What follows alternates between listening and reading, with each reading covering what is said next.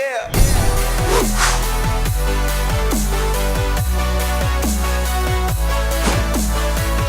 Welcome back to the Gridiron Expert, bringing you some of the best college football news, predictions, and analysis.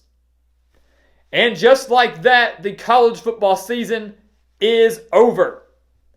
Monday night's national championship was not the game that we thought it was going to be. But it did end in a very fitting way. The LSU Tigers completed what is possibly the greatest single season in college football history by defeating the Clemson Tigers 42-25 in New Orleans, just 80 miles away from LSU's campus in Baton Rouge. And we said for weeks now, when we did our national championship prediction, when we looked at the coaches' analysis, that we thought this game was going to be a dogfight, that it could be one of the better national championships we have seen in a very long time. Both teams were 14-0. We knew that for the second straight year, we were going to have our second ever 15-0 national champion. Clemson came into this game with the number one defense in the entire country, riding a 29-game winning streak. And that defense and this team that has had so much success for so long, the reigning national champions, had the tall task of trying to stop the number one offense in the entire nation, led by Heisman Trophy winner Joe Burrow, who has just had this amazing growth and resurgence under their brand new passing game coordinator in Joe Brady. So it was a very big clash of styles here. The number one defense versus the number one offense. But Clemson, too, having an offense that could meet LSU step for step over the course of this entire 60 minutes. And this game started off as the dogfight in the game that we wanted. A very competitive one, an absolute slugfest. Clemson jumping out to a 17-7 lead. An early touchdown from Trevor Lawrence. A phenomenal run from T. Higgins. A beautiful pass from Joe Burrow to Jamar Chase. 52 yards. 17-7 early on in this one. And that was LSU's largest deficit of the season. So just like that, it looked like the experience and a team that had won 29 straight games might be able to run away with this one. It looked like Clemson might be able to do to LSU what they did to Alabama just last year. Some may have thought that. We never did, but I'm sure some kind of started having flashbacks to last year's national championship game. But then the LSU offense woke up. If you go back and watch, you look at how Clemson did a phenomenal job of pinning LSU deep in their own territory. The play calls are very limited there. You don't want to get too risky. You don't want to get too flashy. A pass-heavy team does not thrive when they're running plays inside their own 5-yard line. But when LSU finally got a little bit of space, their offense started clicking. And in the final 9:17 of just the second quarter, LSU scored 21 unanswered points to take a 28-17 lead into halftime. So just like that, a 10-point lead for Clemson turned into an 11-point deficit. And once again, Clemson, a team that hardly trailed at all this season, very much like LSU. You jump fast forward, you go to the second half. We get to see the top 11 players in all of college football. Halftime was a beautiful thing, getting to see what ESPN named the best 11 players in college football history as we are celebrating the end of the 150th season of college football. And this second half was very lackluster. Was not as exciting as that first one because we knew Clemson wasn't done yet. Despite allowing 21 unanswered points, very uncharacteristic for a Brent Venables-led defense, we knew that the Tigers were not going to go away without a fight. And we saw that very early on, forcing a 3-and-out and then getting a touchdown to cut that lead to 3. The Tigers going for 2 and getting it.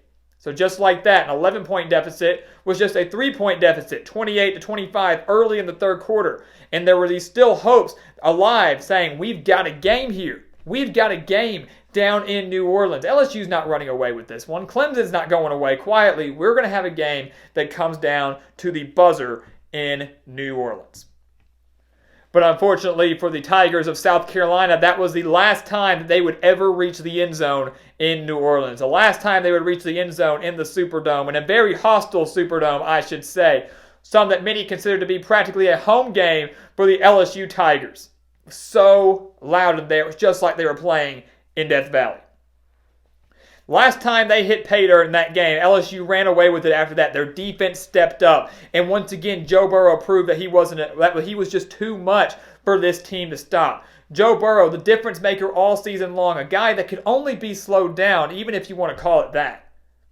A guy that just could not be stopped, just like he couldn't have been stopped this entire season, no matter who he played. Texas, Alabama, Auburn, Florida, Georgia.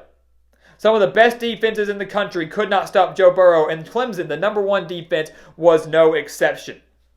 Burrow throwing for 463 yards and accounting for 6 total touchdowns, both records for a national championship game. 5 passing touchdowns, 1 rushing touchdown. Burrow also becoming the first player in college football history to throw for 60 touchdowns.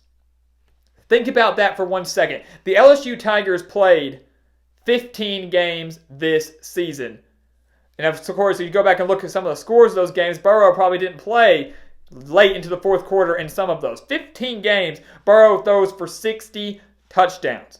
The NFL has 16 regular season games, and I know it's different, college to NFL, but I believe that the all-time record there is 55 touchdowns by Peyton Manning. Burrow throwing for 5 more than that in 1 less game. That's how amazing this LSU offense was. And we, of course, have to give credit to the guys that Burrow was throwing to. We'll start with Jamar Chase, the Biletnikoff winner, going to the best wide receiver in the entire country, who in this game had 221 receiving yards on just 9 receptions. Practically unheard of, especially against the number 1 defense in the country. Chase adding 2 touchdowns to go along with that stat line, a 52-yarder early in the first, and then a 14-yard touchdown later on in the game. He proved that he was the best wide receiver in the country for a reason. I don't know many wide receivers that could do that against this Clemson defense. A defense that was allowing just 244.7 yards per game. Coming into this game, Clemson was allowing less than 250 yards per game collectively, both passing and rushing combined. In this game alone, they allowed the LSU Tigers to account for 628 yards of total offense. 628 yards of offense in a single game against this Clemson defense. This is not Mike Leach in Washington State or now Mississippi State. This is not an air raid offense per se, but the number 1 defense in the country allowed nearly 3 times as many yards as they were allowing on average all season long. Once again, that's unheard of.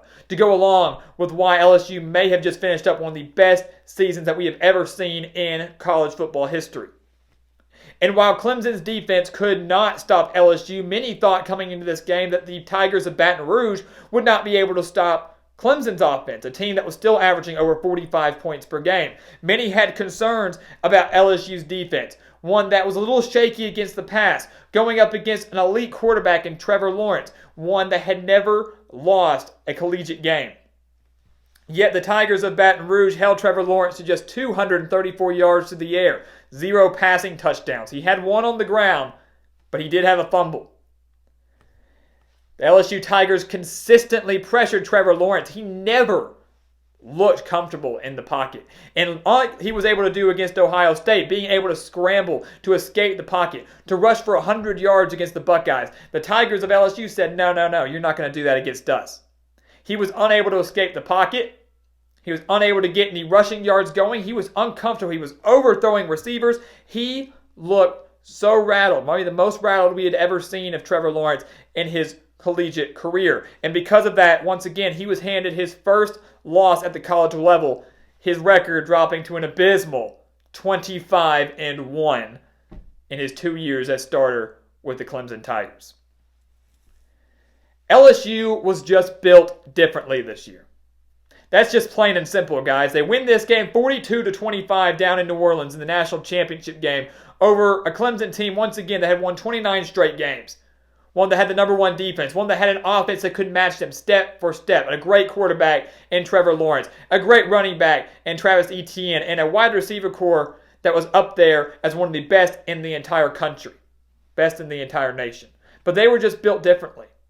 They had the Heisman Trophy winner in Joe Burrow. They had the Biletnikoff winner in Jamar Chase. They had the Broyles Award winner going to the best assistant coach in the entire nation. That going to Joe Brady, who is probably one of the biggest reasons, if not the biggest reason, for LSU's success this season.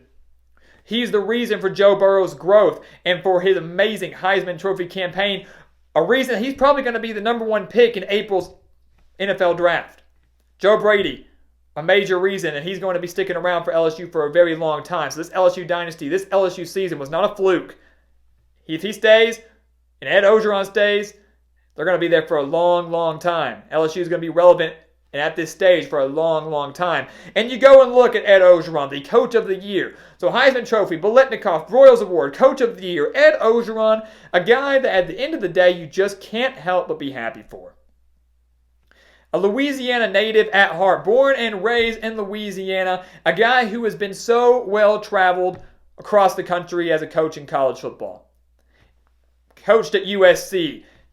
Plenty of defensive coordinator stops or assistant coaching stops across the country. Comes back to LSU not as a head coach, was just on the staff under Les Miles. Gets promoted to interim after they fire Les Miles. Goes 6-2 down the stretch. Is given the full-time head coaching job.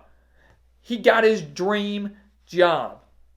So once again, a guy you just can't help but be happy for. A guy that on Monday night clinched his 40th win as head coach of the LSU Tigers. That 40th win giving LSU their first national championship since 2007 in his and LSU's home state. Football is just a beautiful thing, guys. You couldn't have drawn that up any better. A storybook, a fairy tale ending for Ed Orgeron, for these LSU Tigers. You couldn't have drawn it up any better. It was a remarkable season for both LSU and Clemson. You cannot take anything away from the Clemson Tigers and what they have accomplished, not just this year, but in the past few years under Dabo Swinney. Not many teams can go on a 29-game win streak. Not many teams can do that. It's almost unheard of. Not many teams can consistently make the college football playoff, consistently make the national championship, and win those. Keep in mind, the Tigers were going for their third national title in the past 4 years. So I can guarantee you this, the Clemson Tigers will be back. Do not take anything away from them. Don't go say their dynasty's over. Don't say they're done. Don't say that they were overrated, because they weren't. I guarantee you they will be back with a vengeance in 2020. But for now, the LSU Tigers are the kings of the jungle. And for now, they are the kings of college football.